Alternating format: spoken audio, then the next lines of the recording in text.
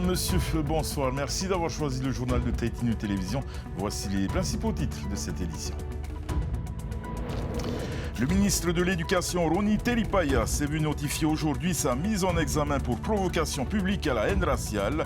À ses propos venant appuyer ceux de Mitema Tapati sur le blanchiment de la population dans les colonnes de Tahiti Info qui avait fait l'objet d'une information judiciaire. Taux d'intérêt, coût de construction, délai de paiement ou grands projets suspendus.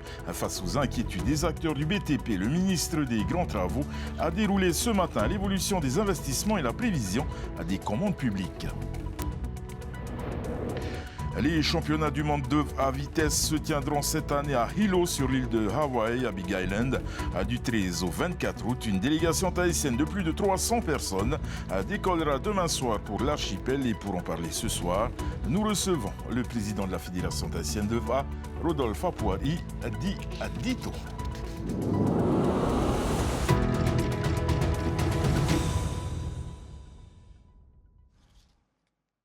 Et on vous donne des nouvelles de notre champion olympique Kaoli Vast qui est à Paris depuis plusieurs jours pour célébrer son titre, qui s'est offert donc ce matin une virée de surf sur la scène Zeneb Anachi avec l'AFP.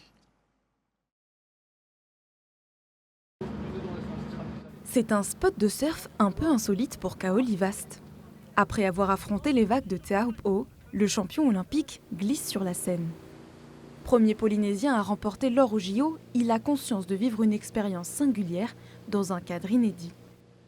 Le fait de surfer dans la Seine, c'est top, c'est méga, mais le fait de le faire derrière la Tour Eiffel, c'est encore spécial, encore plus spécial. Et avec les anneaux et en période olympique, c'est trop top. Et puis ouais, c'est un moment unique, première fois, et c'est ça qui est génial. Sourire aux lèvres, Kaoli Vast s'amuse sur les vagues dans le siège du bateau, sous le regard des spectateurs et des objectifs postés le long de la Seine. C'est quelque chose de marrant quand même, de pouvoir surfer dans la Seine, d'avoir quelques vagues derrière le bateau, c'était super ambiance. C'est vrai, c'était pas prévu, ça fait toujours chaud au cœur de voir des gens qui sont là et qui m'encouragent. On a sorti les moyens du bord, je suis content d'avoir pu faire ça au moins une fois dans ma vie. Merci à tout le public, c'était top. Les JO derrière lui, le médaillé olympique savoure encore un peu sa victoire à Paris avant de mettre le cap sur le circuit mondial, l'élite du surf professionnel. Il y a quelques jours de la rentrée des classes, le ministre de l'Éducation, Roni Teripaya, est mis en examen aujourd'hui pour provocation à la discrimination des propos tenus en novembre dernier qui faisaient écho donc à l'intervention quelques jours plus tôt du représentant Tapati Mitema à l'Assemblée de la Polynésie. Les explications à Datena Mikam. Il était attendu aux alentours de 10 heures par 2 juges d'instruction plutôt qu'un, ce qui est assez rare. Le ministre de l'Éducation, Roni Teripaya, a été mis en examen ce vendredi après l'ouverture d'une information judiciaire pour provocation publique à la discrimination ou haine raciale par personne dépositaire de l'autorité publique.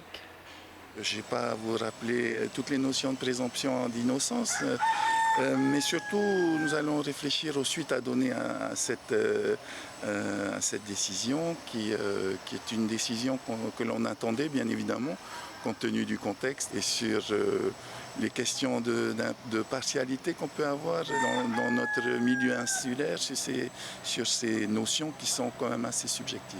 Les termes qui sont reprochés au ministre sont parus dans l'édition du 2 novembre 2023 du quotidien Tahiti Info. Il défendait alors les propos de Tapati Mitema, représentant de la majorité Tavini dans l'hémicycle, qui avait déclaré en langue tahitienne que la Polynésie avait blanchi. À la suite de ces interventions publiques, le président du Tapurahu Iratira avait saisi la procureure de la République pour déposer plainte contre les 2 élus. C'est désormais devant la justice qu'ils devront se défendre. Au-delà de ça, il y a la question vraiment de la parole publique dans l'espace public par une autorité publique. Nous aurons à nous expliquer également, à utiliser toutes les voies de recours qui sont à notre disposition pour défendre M. Teripaya qui a une certitude, c'est de n'avoir pas commis quelque chose de répréhensible et de grave. Les représentants Tapati Mitema et Oscar Temaru devraient aussi être convoqués par le juge d'instruction. Avant cela, Des traductions certifiées de leurs propos tenus en tahitien sont attendues.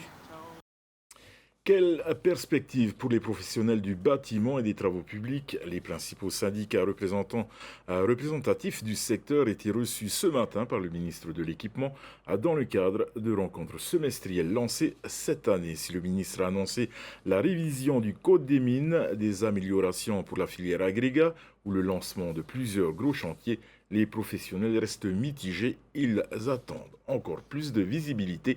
Laure Philibert, Matayourei. Leur dernière rencontre remonte au mois de janvier. Ces représentants du secteur du BTP échangent désormais 2 fois par an avec Jordi Chan. Au menu des discussions, le développement des marchés publics pour les mois à venir, les délais de paiement et l'approvisionnement en matériaux avec la pénurie d'agrégats. C'était quand même un parcours du combattant. On va dire les délais pour avoir l'autorisation, avant c'était 4 mois. Donc après, quand tu demandes des extractions et on te met 4 mois, tu ne peux pas attendre 4 mois pour avoir les autorisations. Donc tu es obligé d'aller acheter ailleurs et tout. On a d'une part réduit de manière conséquente les délais de traitement des autorisations d'extraction. Et la deuxième chose, la grande avancée que nous avons effectuée, c'est de travailler sur la révision du Code des mines. Ça permettra, dès le passage du texte à l'Assemblée, qui est prévu pour le mois d'octobre, de permettre la création de plus d'une dizaine de carrières en Polynésie. Avec 5,7 milliards de francs de travaux engagés depuis le début de l'année par la direction de l'équipement, un record depuis 5 ans, relève Jordi Chan. Les professionnels du bâtiment et des travaux publics devraient voir leur carnet de commandes se remplir. Le ministre de la Santé, Cédric Mercadal, prévoit de lancer dans les prochains mois la construction d'un immeuble mixte sur la parcelle Vieno qui appartient à la CPS, qui est un chantier d'un montant de 3 milliards de francs.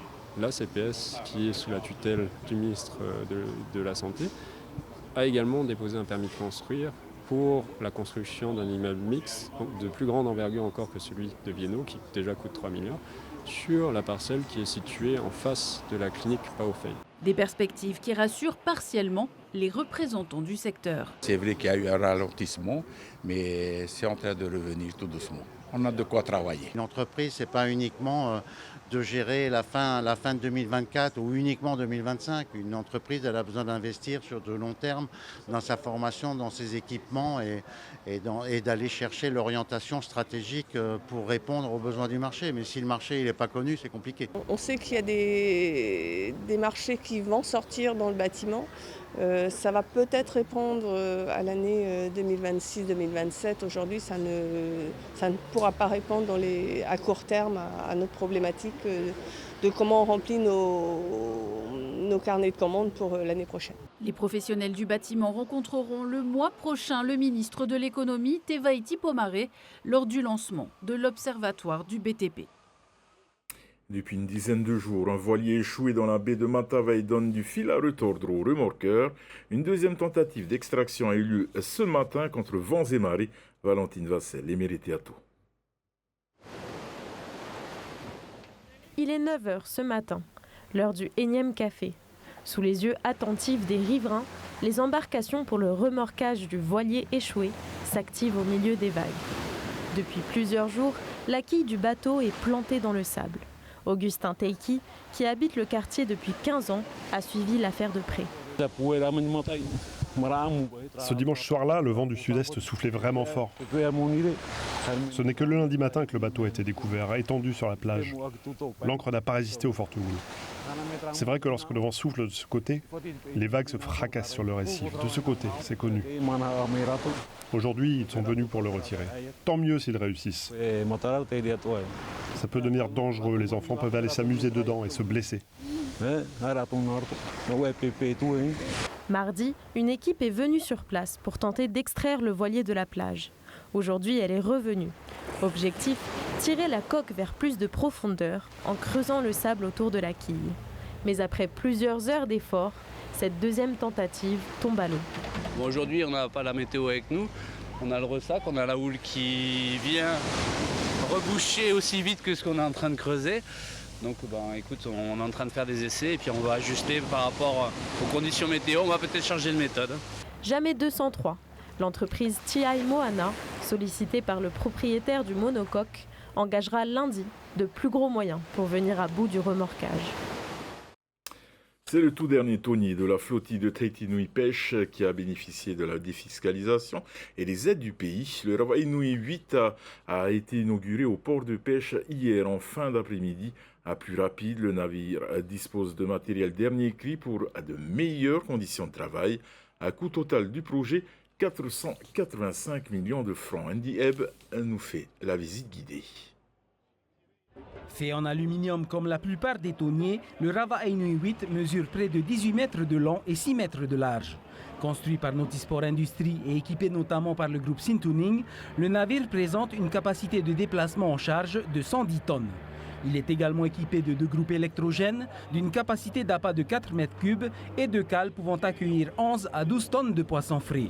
Du côté de l'équipage, il sera composé de 4 marins et d'un capitaine.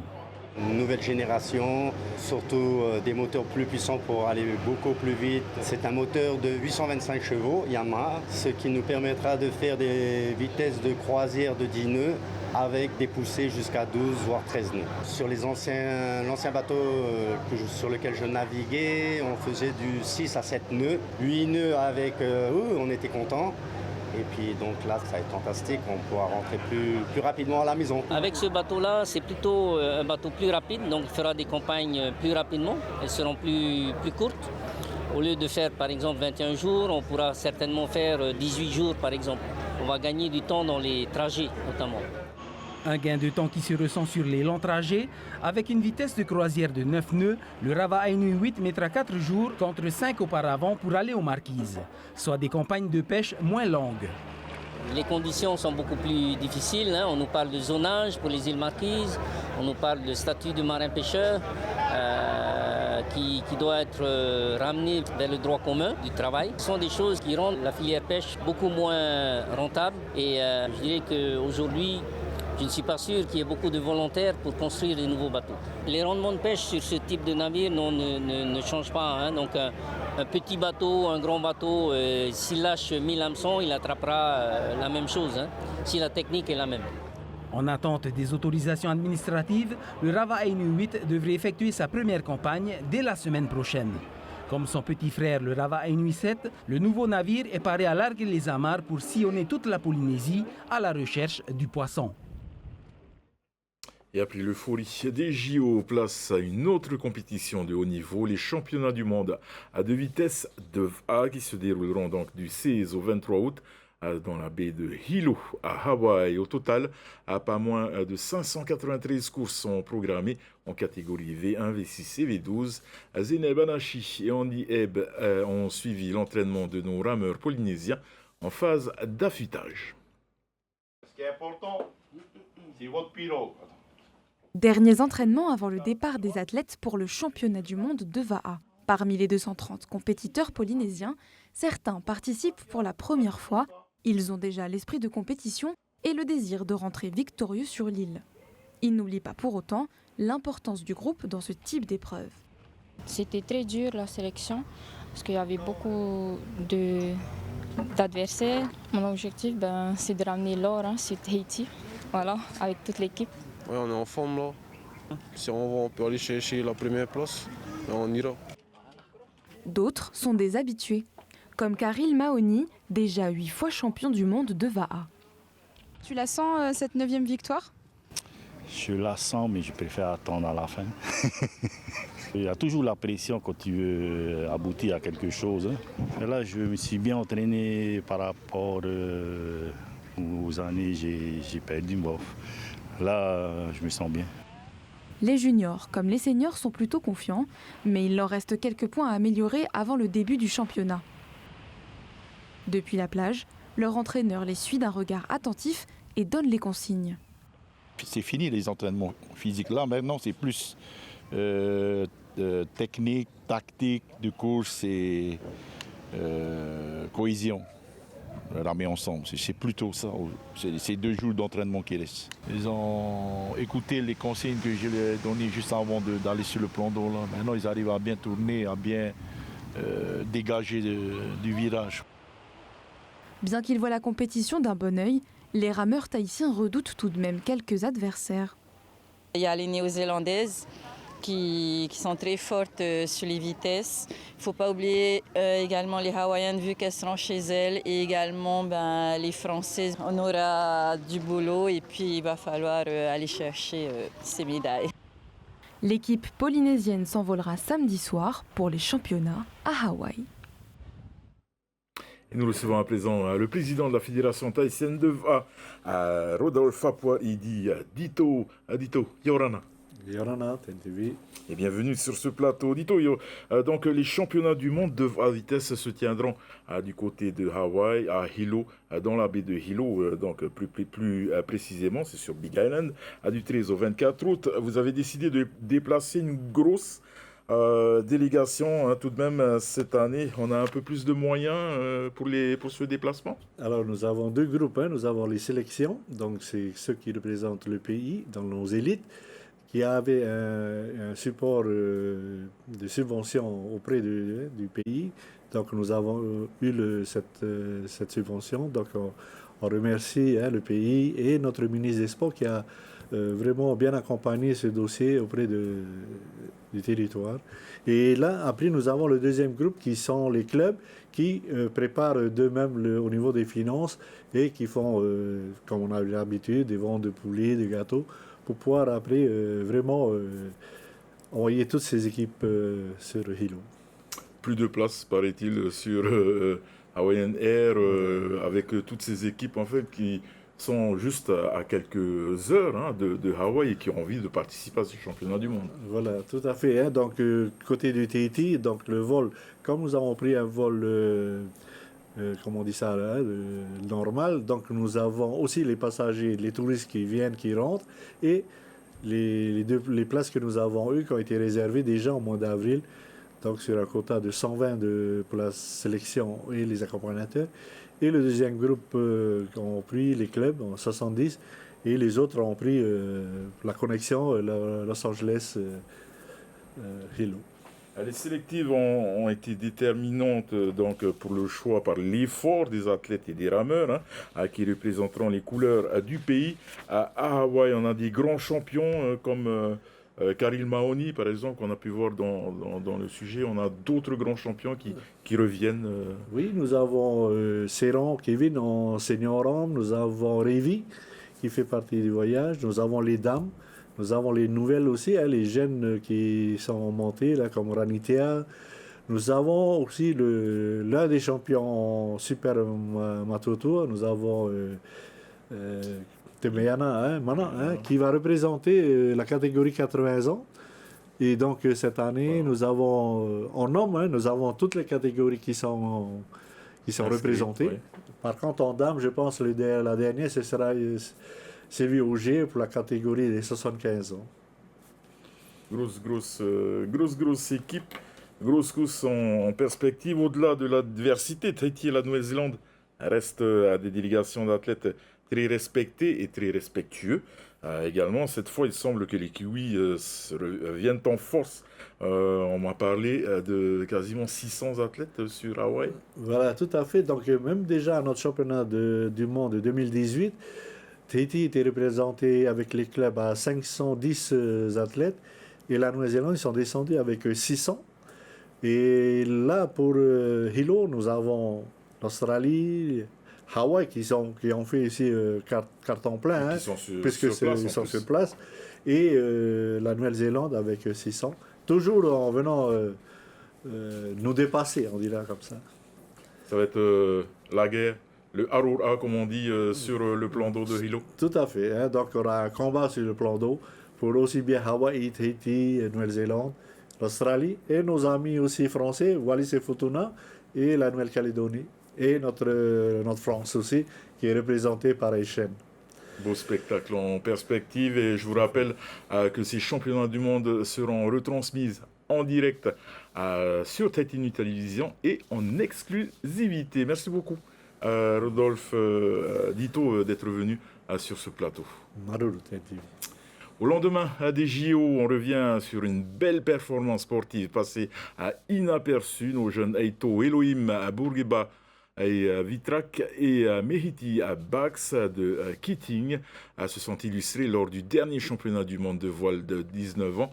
Après 13 manches différentes face à 75 nations, ils se sont classés 4e de la compétition derrière les Italiens, les Français et les Belges. Prochaine étape, les championnats de France qui auront lieu à La Rochelle du 22 au 27 août.